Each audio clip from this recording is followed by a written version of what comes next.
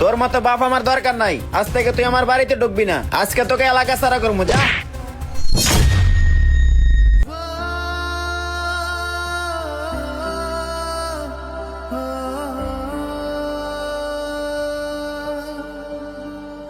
ওই কিরে, আমার কথা বুঝছ নাই? আবার ঘুরে দাঁড়াইছস কে? ব্যাস এই পর্যন্তই। ওই বেটা, এই পর্যন্ত মানে? আমি তোর দাদারে এই জায়গায় রেখে গেছিলাম।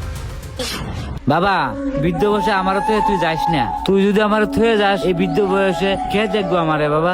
এই, তোর মতন বাদ দিয়ে আমি কি করবো? তুই আমার সব সম্পত্তি বেচা খাই গেলেছিস। তোর মতন বাদ দিয়ে কি ঘাস কাটমু রে? বাবা, তোরা আমি ফাইলাল শেয়ান করছি, টাকা পয়সা দিয়া লেখাপড়া করাইছি। বাবা, তোর কি একটু মায়া হয় না আমার লাগিয়া? ওই বেড়া, মায়া দিয়ে আমার কি হইব? মায়া দিয়ে আমার পেট ভরবো রে? তোর মতন বাপ আমার দরকার নাই। তুই রেল স্টেশনে পড়ে থাক, আমি যাই। হায় রে সন্তান, তোর লাগে আমি কি না করছি। বাবা, আজকে তুই আমার এনে হালাই তুই গেছস না, মনে রাখিস একদিন তোর ফুলাও তোরে এই জায়গায় ফালাই তুই যাইব। তোরে আমি অভিশাপ দিলাম।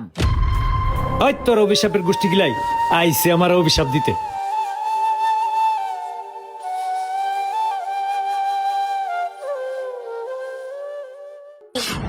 আজ তুইও আমার এখানে রেখা গেলি, কারণ আমার সাথে এটাই হওয়ার ছিল। আমি মানুষের কাছে শুনতাম যেমন কর্ম তেমন ফল, কিন্তু আমি তা কখনো মানতাম না।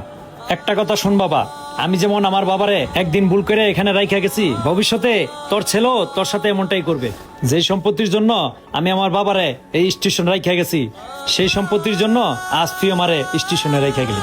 আজ আমি আমার ভুলটা বুঝতে পারছি, সময় হইলে তোর ভুলটাও তুই একদিন বুঝতে পারবি। আর একটা কথা শোন, আমার যত সয় সম্পত্তি আছে সবই আমি তোর নামে লেখা দিলাম। ভালো থাকিস বাবা। বাবা, বাবা, তুমি আমারে মাফ করে দাও। আমি আমার ভুল বুঝতে পারছি। তোমাকে আর কোথাও যেতে হবে না, তুমি বাড়ি চলো। বাবা, আমার কোনো সয় সম্পত্তি লাগবে না, আমার তুমি থাকলে হবে বাবা। আর আমি তোমার সাথে অনেক অন্যায় করে ফেলছি, তুমি আমারে মাফ করে দিও। আর এখন যদি আমি তোমাকে অবহেলা করি, তাহলে তো ভবিষ্যতে আমার সন্তান আমাকে অবহেলাই করবে। আর বাবা মায়ের মূল্য যে কতটা, বাবা মা থাকতে আমরা সেটা কখনো বুঝি না, বুঝতে চাইও না। কিন্তু সমাজের প্রত্যেকটা ছেলেকেই বাবা মা থাকতে বাবা মায়ের মূল্যায়ন করা উচিত। আজ তুমি আমার চোখ খুলে দিয়েছো বাবা। যেই ভুল তুমি করছো, আমি আর সেই ভুল করতে চাই না। চলো বাবা, আমরা বাড়িতে যাই। বাবারে, পূর্বের মুরব্বীরা যে ভুল করছে, এই জামানায় তোরা যদি সেই একই ভুল করস তাহলে কি চলে? চল বাবা, বাড়ি চল। হ্যাঁ চলো। এই ভিডিওটি দেখে কি বুঝলেন? যেমন কর্ম তেমন ফল।